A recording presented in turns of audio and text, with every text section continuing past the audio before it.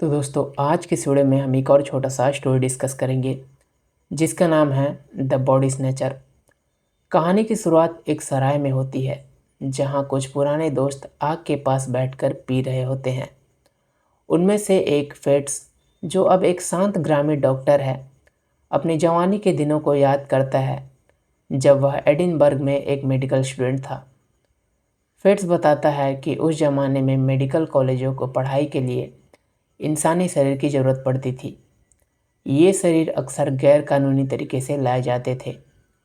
कुछ लोग, जिन्हें बॉडी स्नैचर कहा जाता था, रात में ताज़ा कब्रों को खोदकर शव चुराते थे और उन्हें डॉक्टरों को बेच देते थे।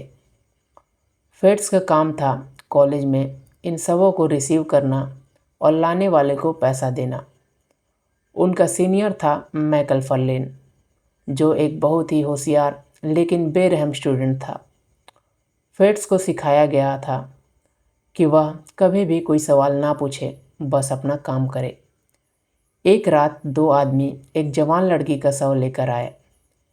फेट्स उसे देखकर हैरान हो गया, क्योंकि उसने उस लड़की को एक दिन पहले ही बिल्कुल स्वस्थ देखा था।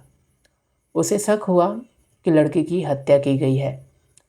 जब उसने यह बात मैकल फर्लिन को बताई तो मैकल फर्लिन ने उसे डांट कर चुप करा दिया और कहा, कम सवाल पूछो, ज़्यादा दिन तक जिंदा रहोगे।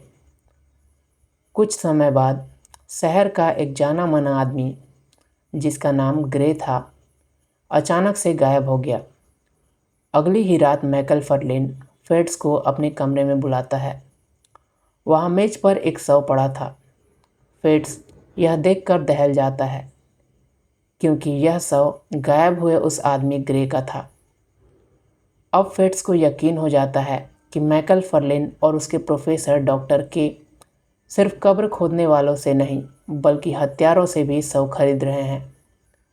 यह बहुत डर जाता है, लेकिन वह इस अपराध में इतना उलझ चुका है कि वह अब कुछ नहीं कर सकता। कुछ महीने बीत जाते हैं। एक दिन उन्हें पढ़ाई के लिए एक और शव की ज़रूरत पड़ती है, लेकिन कोई भी बॉडी स्नैचर नहीं मिलता। मैकल फर्लिन फैसला करता है कि वे यह काम खुद करेंगे।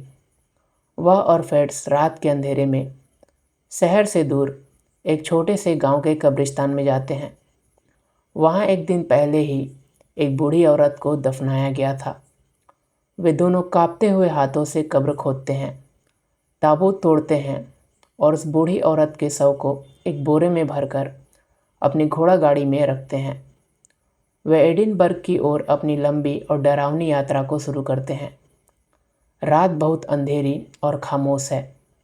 चलते चलते उन्हें एक अजीब एहसास होने लगता है। उन्हें लगता है जैसे गाड़ी में उनके पीछे रखा शव हिल रहा है और उसका आकार बदल गया है। वह पहले से ज़्यादा लंबा और भारी लग रहा है। उनका डर बढ़ता जाता है। आखिरकार वे हिम्मत करके गाड़ी को रोकते हैं, अपनी लालटेन को जलाते हैं और उस बोरे को खोलने का फैसला करते हैं।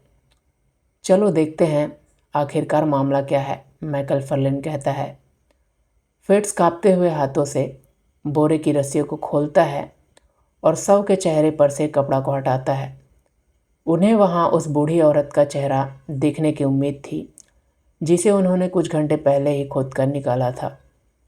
लेकिन उसकी जगह लालटेन की रोशनी में जो चेहरा उन्हें घूर रहा था, वह किसी और का था। वह चेहरा ग्रे का था।